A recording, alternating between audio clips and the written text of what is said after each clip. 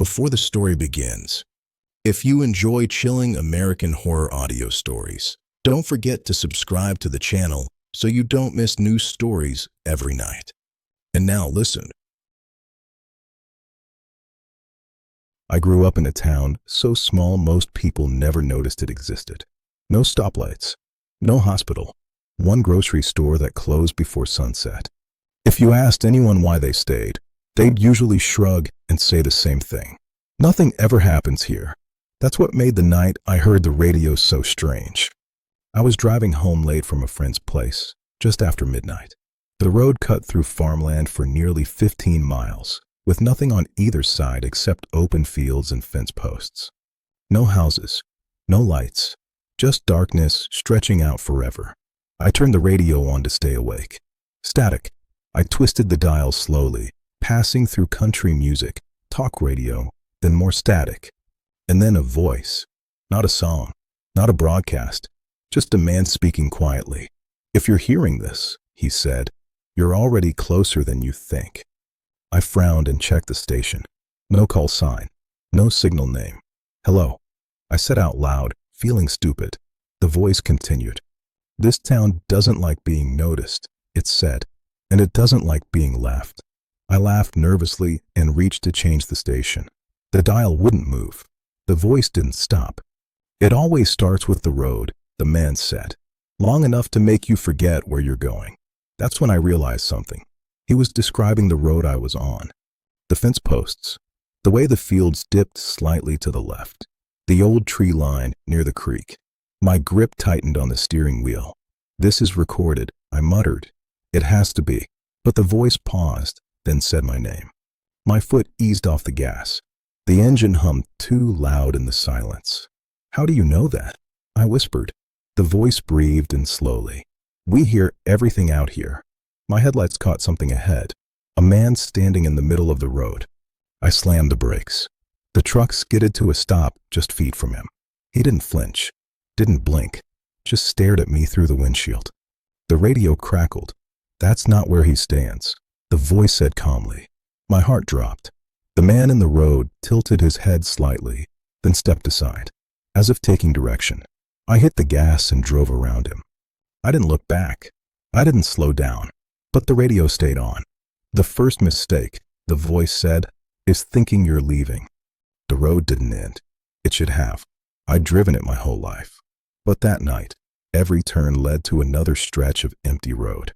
No intersections, no landmarks, just the same fields repeating themselves. I saw houses eventually, lights on, curtains drawn, people standing behind the windows, not moving, watching me pass. The radio spoke again. "They won't wave," the voice said. "They're listening." My phone buzzed. No service, but a voicemail appeared. I didn't open it. I already knew what it would be. Finally, I saw the town sign. My town. The paint was fresh, too fresh. The population number scratched out. The radio volume dropped. The voice softened. "You can stop now," it said. "You've been very cooperative." I pulled over without meaning to. The engine shut off. The silence rushed in. Then I heard it. Footsteps. Not running. Walking. Circling the truck. I stayed frozen. Hands locked on the wheel. The radio clicked once more. "We don't need your body," the voice said. "Just your attention." Something knocked on the driver's window. Once. Gently.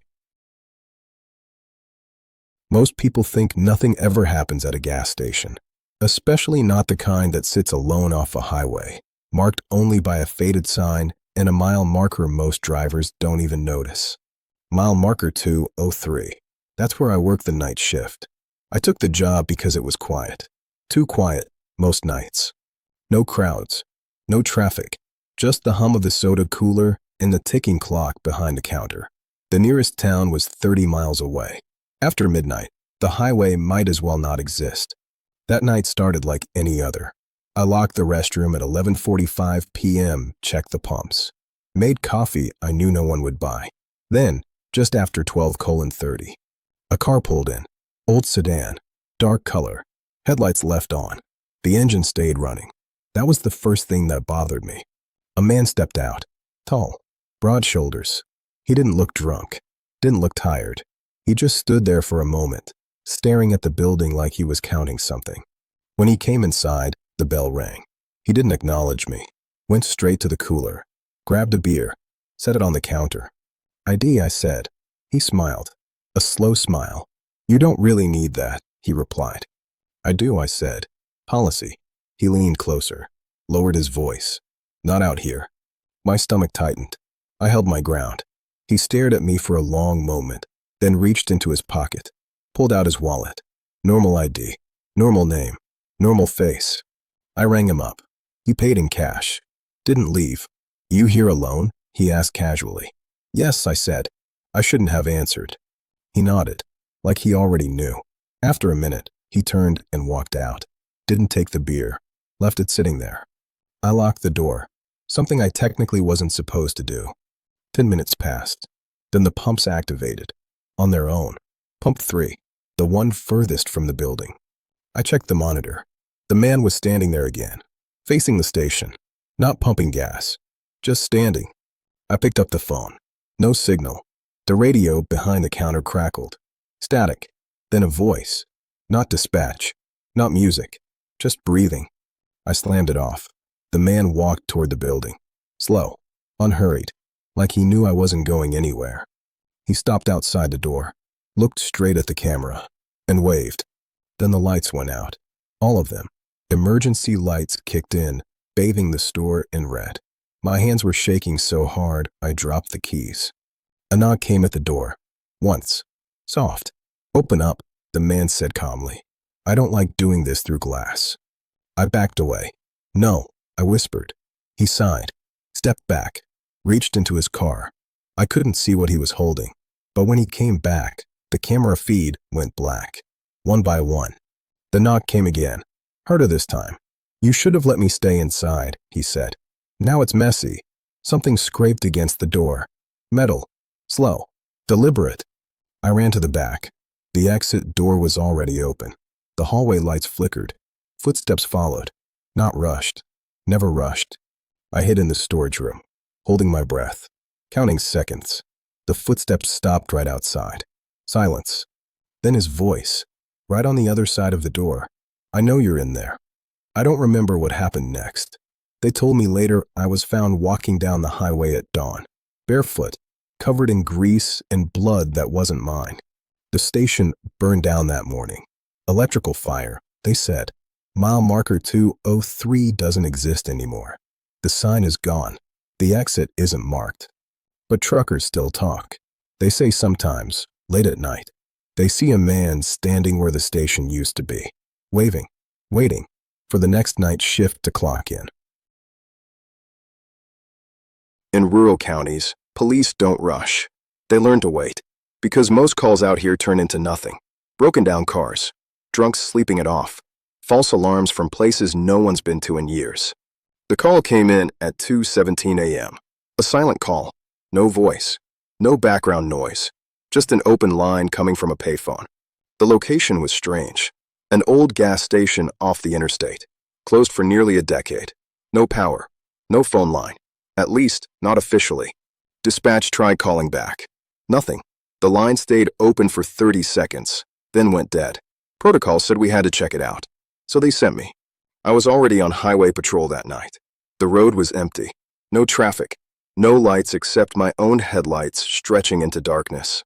As I closer to the location, my radio started acting up. Static bursts. Half words. Like someone was trying to speak, then stopping. The gas station appeared suddenly. No sign. No lights. Just the shape of a building against the black field behind it. I parked and stepped out. The air felt heavy. Dead quiet. Sheriff's office. I called. No answer. I noticed the door was unlocked. That bothered me. It shouldn't have been. Inside, the smell hit first. Old oil. Dust. Something stale that didn't belong in an empty place. The counters were bare. Shelves stripped. But the camera system was still there, mounted above the register. Red light blinking. Recording. That was impossible. The station had no electricity. I approached the monitor. The screen flickered to life, showing the parking lot. My patrol car. Me. Standing inside. Then the screen switched.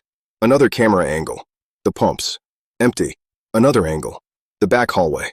Dark. Then it switched again, to a view I didn't recognize. A narrow room. Concrete walls. No windows. Someone was sitting in a chair, hands cuffed behind their back. Head down. Breathing. My radio crackled. Dispatch came through. Tense. Unit 12, status check. We lost your GPS signal. I'm on scene, I said slowly.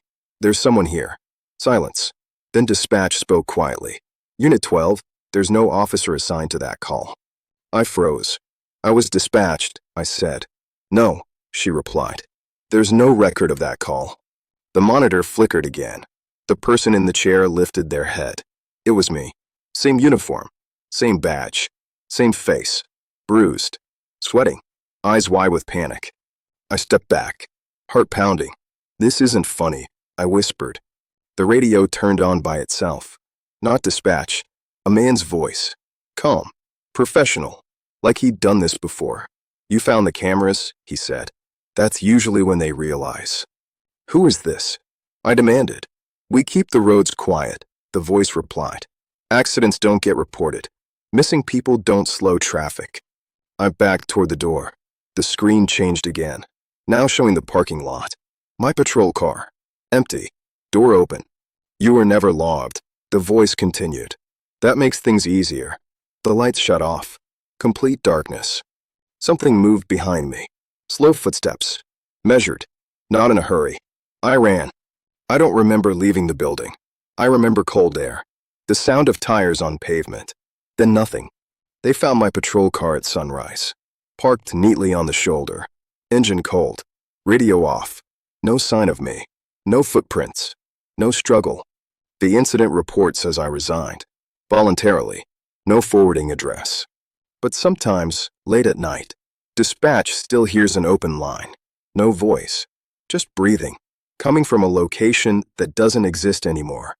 And when they check the cameras, they see a gas station that was torn down years ago. Lights on. Recording. Waiting. Do you believe this story is true or just a legend? Leave your thoughts in the comments. Every interaction helps the channel grow and bring you even more horror stories.